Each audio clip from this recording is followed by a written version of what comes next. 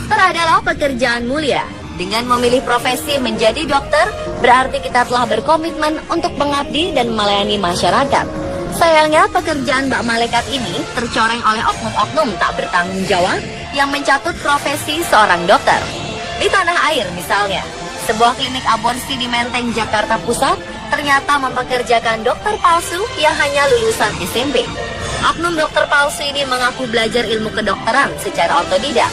Alat-alat yang digunakannya sangat tidak memenuhi syarat. Parahnya lagi, obat-obatan yang diberikan kepada pasien pun sudah kadaluarsa. Dan polisi sudah berhasil meringkus dokter palsu, karyawan, dan calo beserta dengan pengelolanya dalam kasus klinik aborsi ilegal tersebut. Sayangnya kasus seperti ini bukan yang pertama kalinya terjadi. Tidak hanya di Indonesia saja, di luar negeri juga ada oknum yang mengaku dokter tetapi melakukan tindakan ilegal. Seperti apa modus-modus kejahatan yang dilakukan oleh para dokter palsu ini? Inilah 7 kasus dokter palsu versi on the spot.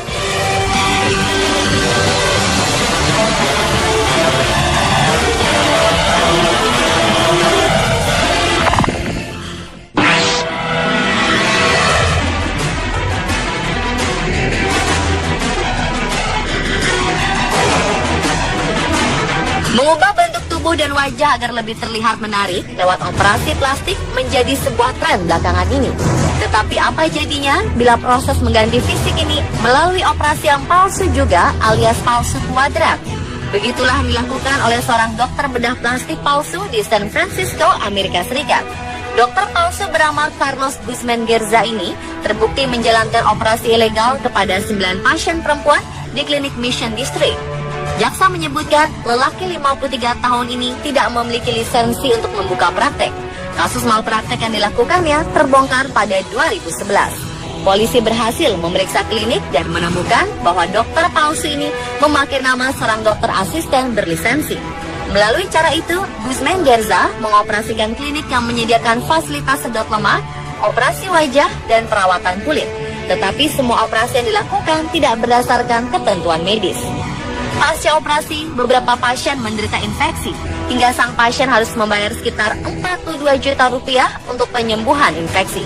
Guzman Gerza juga pernah meninggalkan jarum sepanjang 11 cm di bokong pasien lainnya.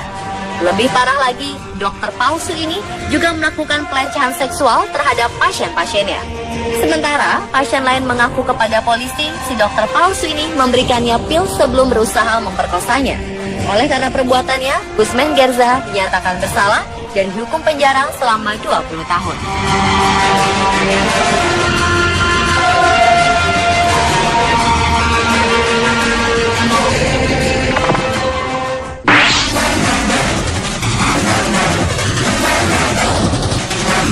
Wanita berusia 58 tahun Marcel King menjadi korban ahli bedah plastik palsu. Wajahnya menjadi bengkak setelah Dr. Ozen Melin menyuntikkan senyawa yang diakuinya sebagai botox ke dalam wajah Marcel di sebuah dapur rumah temannya.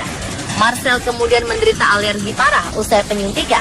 Jantungnya mulai berdebar-debar hingga harus dilarikan ke unit gawat darurat. Awalnya wanita yang berprofesi sebagai pelatih anjing ini membayar tunai 7 juta rupiah ke Melin agar ia dapat melakukan perawatan kecantikan di sebuah dapur. Ia begitu terkesan dengan Melin ketika ia membawa mobil mewah keluaran terbaru dan mengatakan bahwa ia adalah seorang ahli bedah profesional lulusan Amerika.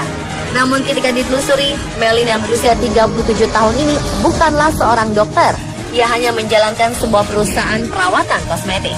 Usai perawatan pertama, memang tak terjadi apa-apa, sehingga Marcel kembali setelah seminggu karena Melin menawarkan booster gratis. Baru pada suntikan kali ini, hasilnya jauh lebih buruk dan sangat menyakitkan. Dan dalam waktu 5 jam kemudian, wajahnya terasa terbakar hingga ia sampai tak bisa membuka matanya. Akhirnya, pria yang mengaku-ngaku dirinya dokter ini ditangkap dan dipenjara.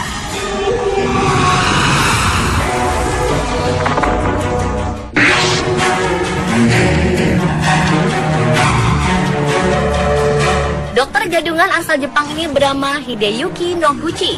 Polisi menahannya sebab ia terbukti membius dan memperkosa lebih dari 100 wanita.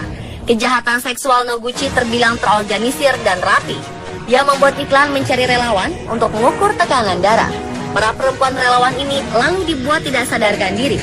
Setelah tak sadarkan diri, ia lalu menggiring ke sebuah hotel atau pemandian air panas dan melakukan aksi kejahatannya. Parahnya lagi, dokter palsu ini mendokumentasikan aksi bejatnya dan menjualnya seharga 10 juta yen atau setara dengan 1 miliar rupiah. Sementara Noguchi sendiri sama sekali tidak memiliki latar belakang pengetahuan medis. Juru bicara kepolisian di Chiba mengatakan, ada 39 korban dengan rentang usia remaja hingga 40 tahun. Dari jumlah ini, polisi mencurigai jika sebenarnya masih banyak korban aksi kebejatan Noguchi lainnya, bahkan jumlahnya bisa melebihi 100 orang.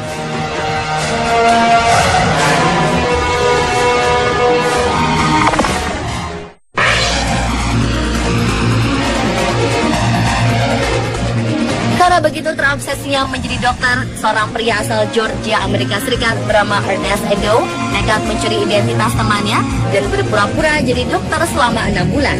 Dokter palsu ini bahkan telah mengobati sekitar 500 pasien.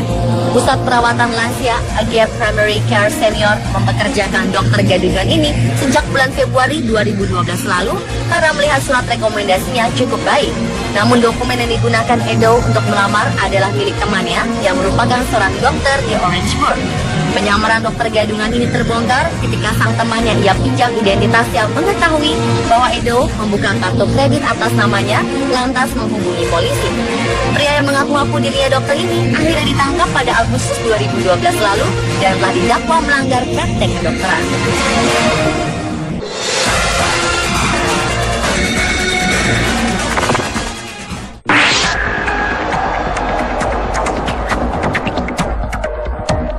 Hakim memvonis seorang dokter di Detroit, Amerika Serikat dengan hukuman penjara selama 45 tahun setelah meraup keuntungan hingga jutaan dolar dari hasil penipuannya terhadap asuransi kesehatan milik lebih dari 500 pasiennya. Hakim pengadilan distrik di Amerika Serikat, Paul Borman, memberikan keterangan tentang masalah kesehatan yang dihadapi oleh para pasien yang semakin memburuk setelah mendapatkan kemoterapi oleh Dr. Fata. Dokter yang pemilik sekaligus pengelola Michigan Hematology Oncology Centers atau MHO ini menipu para pasiennya dengan menyebutkan bahwa pasien-pasien tersebut terkena penyakit kanker dan harus melakukan berbagai jenis pengobatan dan kemoterapi untuk menghasilkan uang. Hakim juga menambahkan bahwa ini adalah tindak kriminal. Dr. Fata dinyatakan bersalah pada 2015 atas penipuan, pencucian, dan konspirasi.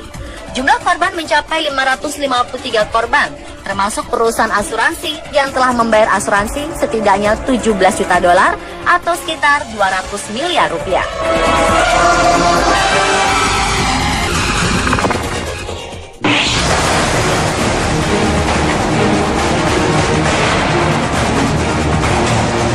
Amar Daimat, 40 tahun, dinyatakan bersalah oleh para juri untuk 2 perbuatannya. Kasus ini bermula ketika seorang pasien perempuan berusia 21 tahun datang ke klinik Dr. Daimat untuk pengobatan rutin.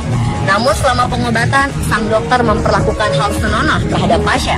Polisi juga menjelaskan dalam penggeledahan di kediaman Daimat ditemukan sejumlah dokumen resmi yang dipalsukan. Daimat juga dituduh memasukkan stempel resmi pemerintah serta memberikan data palsu agar bisa mendapatkan izin praktek dokter di Australia.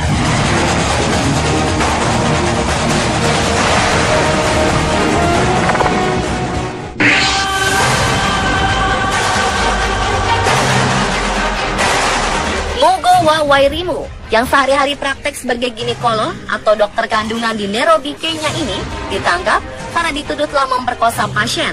Selain itu, ternyata ia juga tidak punya izin untuk praktek.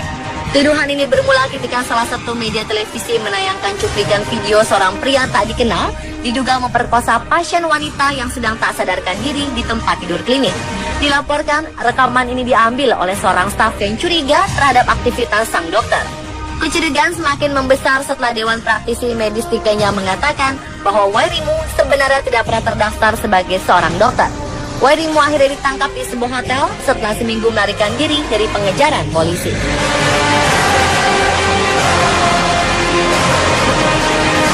Pemirsa, itulah 7 kasus dokter palsu versi on the spot.